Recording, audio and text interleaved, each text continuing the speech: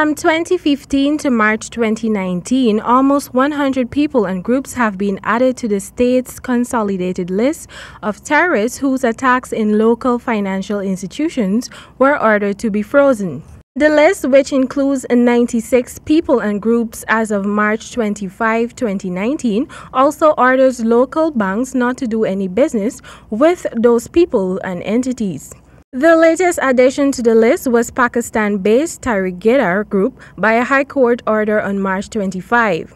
The first person was Trinidadian Imam Karim Ibrahim, who was convicted in 2012 for conspiring to commit a terrorist act at the John F. Kennedy International Airport in New York in 2006 by exploding fuel tanks and the fuel pipeline under the airport.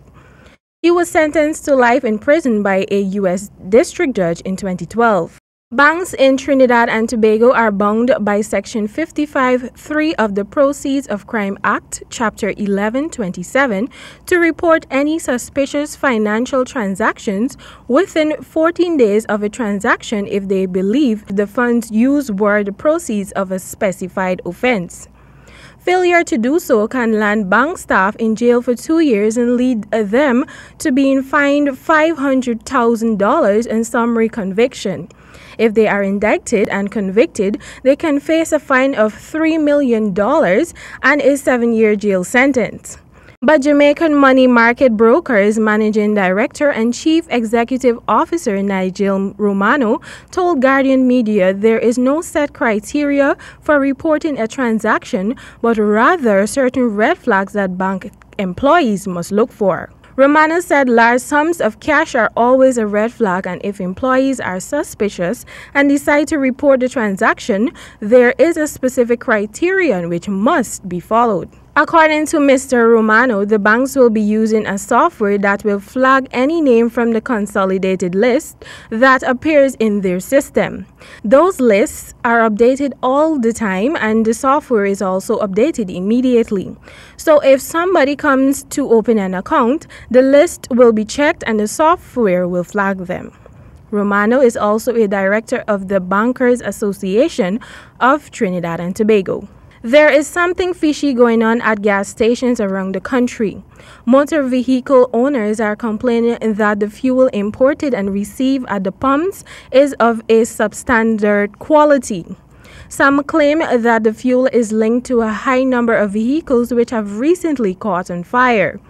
On social media, many have said the fuel does not last as long as before. The smell can be described as fishy or like a urinal, and for those who have sensitive skin, once contact is made, it burns their skin.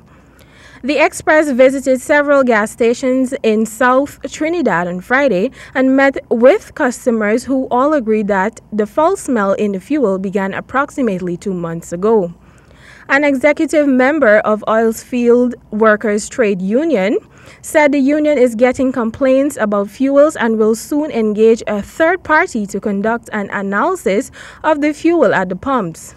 On November 30, 2018, state-owned oil company and refinery operations of Petrotrin officially shut down. Within a days of Petrotrin's closure, the country had to import fuel, with the first shipment arriving in October last year.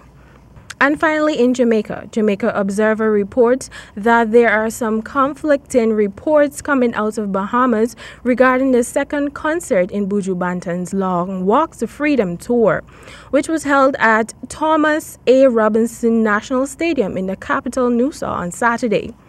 Images have been circulating on social media showing a sparse venue and a caption stating that more people attend a political rally. Media outlet BahamasPress.com reported a rare empty field and questioned the claim that tickets were sold out. It also noted a lack of security guards at the stadium. This is quite different to the picture being painted on Buju Banton's team.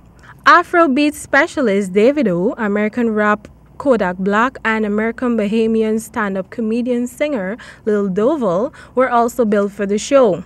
Buju Banton was released from a U.S. prison in December 2018 after serving an 8-year sentence for drug-related charges. The tour's kickoff show was held at the National Stadium in Kingston on March 16 and saw Buju Banton performing in front of a massive audience estimated at well over 30,000, said to be the biggest concert in Jamaican entertainment history.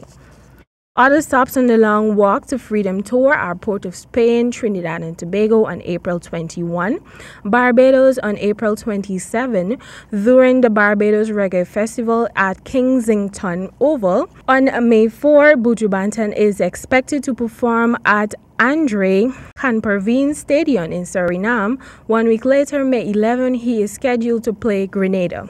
The tour continues on June 11 with a stop at the National Cricket Stadium in the country's capital, St. George. He then moves to Tortola in the British Virgin Islands on June 15 and closes at St. Kitts Music Festival on June 29 at Kim Collins Athletics Club.